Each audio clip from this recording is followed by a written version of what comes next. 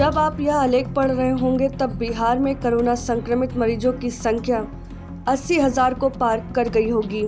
रविवार के आंकड़े के मुताबिक राज्य में कोरोना संक्रमित मरीजों की संख्या 79,325 पहुंच गई थी। इनमें से 27,650 मरीज अभी भी संक्रमित हैं और इलाजरत हैं। अगर आप यह पता लगाने की कोशिश कर रहे हैं कि इनमें से कितने मरीज माइल्ड सिम्टम की वजह से होम आइसोलेशन में हैं और कितने अस्पतालों में भर्ती, तो बिना किसी मजबूत अंदरूनी संपर्क के आपको यह जानकारी हासिल नहीं कर सकते। यह सिर्फ बिहार के आम लोगों की बात नहीं है, मेन स्ट्रीम मीडिया के पत्रकारों को भी इस बारे में कुछ नहीं पता। आप यह भी पता नहीं लगा सकते कि जो मरीजों अस्पतालों में इलाजरत हैं उनमें से कितने सरकारी अस्पताल में भर्ती और कितने प्राइवेट में, इनमें से कितने आईसीयू में हैं और कितने वार्ड में, कितने मरीज वेंटिलेटर पर हैं, कितने मरीजों को ऑक्सीजन की ज़रूरत पड़ रही है। या कहा जा रहा है कि जब बिहार में टेस्टिंग की दर रोज़ 75,000 के आसपास पहुंच गई है, पर अगर आप यह जानने की कोशिश करें कि इनमें से कितनी जांच रैपिड एंटीजन के जरिए हो रही है, जिस टेस्ट में अमूमन रिजल्ट स्पष्ट नहीं हो पाता है, और कितनी जांच RT-PCR वाले तरीके से हो रही है, जिसे कोरोना जांच का अब तक का सबसे सटीक तरीका माना जाता है। राज्य के 92% मरीज होम आइसोलेशन में हैं। कभी किसी स्रोत से एक आंकड़ा मिल गया था कि राज्य के 92% मरीज होम आइसोलेशन में हैं, तो अभी भी सारे पत्रकार इसी आंकड़े का इस्तेमाल कर रहे हैं। उसी तरह मुजफ्फरपुर जिले में एक बार फिर यह खबर छपी कि 95% टेस्ट रैपिड एंटीजन के जरिए ही हो रहे हैं। तो हमारे पास पूरे राज्य की स्थिति समझने के लिए यही आंकड़ा है, और जाहिर सी बात है कि अगर आंकड़ा यही है तो स्थिति बहुत नाजुक है। सरकार आज भी कोरोना मरीजों को अस्पताल में या कोविड केयर सेंटर में जगह दिलाने में विफल है, क्योंकि बिहार जैसी धनी और गरीब आबादी वाले राज्य के लिए होम आइसोलेशन बहुत अच्छा विकल्प नहीं है। अगर टेस्टिंग इसी तरह होती रही तो इसका अर्थ यही है कि हमें कोरोना जांच के सही आंकड़े नहीं मिल रहे हैं। राज्य सरकार का पूरा जोर उस एंटीजन टेस्ट पर है जिसके नतीजे संदिग्ध होते हैं, मगर इसके बावजूद यहाँ के पत्रकार इन मसलों पर कुछ लिखने की स्थिति में नहीं है, क्योंकि राज्य सरकार के स्वास्थ्य विभाग की तरफ से अब कुछ रूटीन जानकारियों के अलावा कोई आंकड़ा जारी नहीं किया जा रहा है, न सार्वजनिक रूप से न पत्रकारों के लिए। हर शाम विभाग के व्हाट्सएप ग्रुप पर राज्य के पत्रकारों को जो कोरोना संक्रमण से संबंधित विस्तृत आंकड़े जारी किए जाते थे, वे भी 1 अगस्त से बंद कर दिए गए हैं। मार्च महीने से ही बिहार में कोरोना संक्रमण की रिपोर्टिंग करने वाले पत्रकारों के लिए अब बिल्कुल नया अनुभव है। मई महीने के आखिरी सप्ताह तक, जब तक राज्य में स्वास्थ्य विभाग के प्रधान सचिव संजय कुमार थे, उस वक्त तक हर रोज इस व्हाट्सएप ग्रुप पर विस्तृत आंकड़े जारी किए जाते थे। उन आंकड़ों में मरीजों की संख्या के साथ साथ यह भी जानकारी होती थी कि किन अस्पतालों में और किन कोविड केयर सेंटर में कितने मरीज एडमिट हैं, किस अस्पताल में कितने बेड खाली हैं। इसके साथ साथ राज्य में उपलब्ध पीपी किट, सैनिटाइजर, वेंटिलेटर, दवा आदि के बारे में भी विस्तृत जानकारी होती थी। संजय कुमार खुद ट्विटर पर एक्टिव थे और दिन भर राज्य के कोरोना से संबंधित आंकड़े पोस्ट करते थे। बीच बीच में वे कई तरह के विश्लेषण भी डालते थे ताकि राज्य में कोरोना का ट्रेंड समझा जा सके। वे जो जानकारी पोस्ट करते थे उसमें नकारात्मक जानकारियां भी होती थीं, मगर विभाग की छवि की परवाह किए बगैर वे सूचनाओं को लगातार साझा किया करते थे। मगर 22 मई के बाद अचानक उनका तबादला हो गया और उदय सिंह कुमावत विभाग के नए प्रधान सचिव बने। वे खुद ट्विटर पर एक्टिव नहीं थे, मगर उन्होंने पत्रकारों को नियमित ब्रीफिंग जारी रखी, उसमें कोई बदलाव नहीं किया।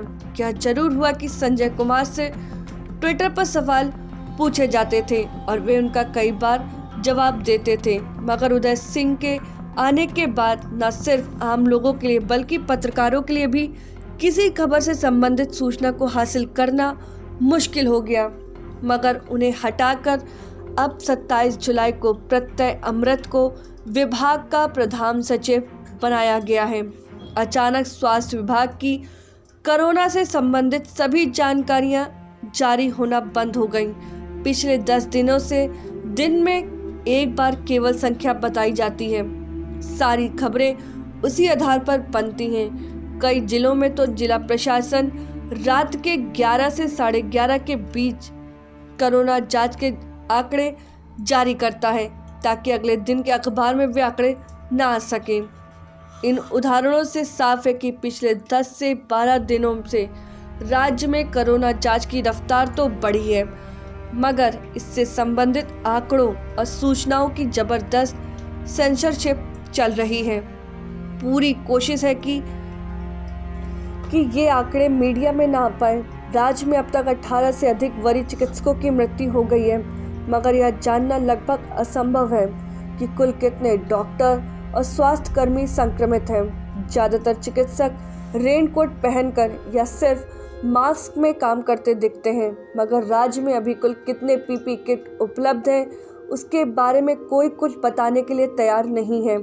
इन दिनों ग्रामीण क्षेत्रों में भी खूब मरीज मिल रहे हैं, मगर गांव के लोगों के लिए यह भी जान पाना मुश्किल है क्या उनके पड़ोस में कोई कोरोना मरीज मिला है। मरीज मिलने के कई दिनों बाद प्रशासन आकर उसके घर को लॉक करता है, कंटेनमेंट जोन बनाता है। तब तक तमाम लोग अंधेरे में रहते हैं। राज्य सरकार का स्वास्थ्य विभाग आखिर पारदर्शिता से सूचना की सेंसरशिप की दिशा में क्यों लगातार बढ़ रहा है? क्यों आवश्यक सूचनाएं दबाई जा रही हैं? क्यों मीडिया कर्मियों के सवाल को उन्हें जवाब नहीं मिल पा रहा है? समझ पाना मुश्किल है, क्योंकि कोरोना संक्रमण से मुकाबले में टेस्टिंग, ट्रेसिंग, ट्रीटमेंट के साथ ट्रांसपेरेंसी को भी उतना ही महत्व दिया जाता है। साउथ कोरिया जैसे मुल्क ने इसी ट्रांसपेरेंसी के बल पर कोरोना के मामले में शुरुआती सफलता हासिल की। केरल, उड़ीसा के बाद अब असम की सरकार ने भी टेस्टिंग, ट्रेसिंग और ट्रीटमेंट के साथ ट्रांसपेरेंसी का कोरोना के खिलाफ अभियान में महत्वपूर्ण उपकरण माना है। बिहार सरकार सूचना को छुपाने और दबाने के 40 साल पुराने दौर में वापस जाती दिख रही है। वह दौर जब हर जानकारी गोपनीयता के नाम पर छुपाई जा रही थी। ऐसे में कई लोगों की आशंका यह भी है कि टेस्ट के जो आंकड़े दिए जा रहे हैं वह भी संदिग्ध हैं और कोरोना से हो रही मृत्यु के आंकड़ों को भी छिपाने की कोशिश की जा रही है। पिछले दिनों बिहार में कोरोना की वजह से अस्पतालों की बदहाल स्थिति पर राष्ट्रीय टीवी चैनलों में खूब खबरें आई थीं और सरकार की काफ़ी बदनामी हुई थी।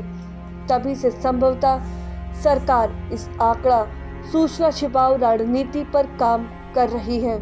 संभवतः सरकार को यह भरोसा है कि वह अपनी पसंद के आंकड़े जारी करके लोगों को यह बता सकती है कि राज्य में कोरोना की स्थिति अब काफ़ी नियंत्रण में है, ताकि समय से चुनाव कराए जा सके जो अक्टूबर-नवंबर में प्रस्तावित है।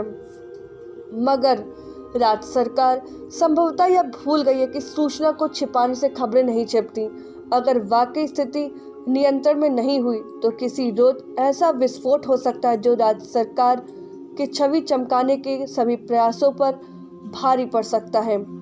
पिछले दिनों नालंदा मेडिकल कॉलेज अस्पताल और डीएमसीएच में शवों के पड़े रहने के कारण वायरल वीडियो ने भी राज्य की स्वास्थ्य व्यवस्था की कमी उजागर की थी।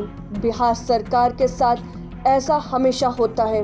वह सूचनाओं के सेंसरशिप के जरिए अपनी छवि बेहतर रखने की लगातार कोशिश करती रही है, मगर बदहाल स्थिति होने के कारण कभी कोई ऐसा मामले सामने आ ही जाता है जो उनकी महीनों की पीआर प्रैक्टिस पर पानी फेर देता है।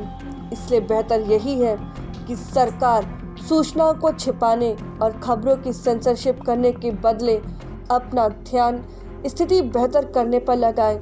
सूचनाएं सार्वजनिक होंगी तो लोगों में सजगता भी बढ़ेगी, कर्मचारियों अधिकारियों पर काम करने का दबाव भी होगा, तभी स्थिति असल में नियंत्रित होगी।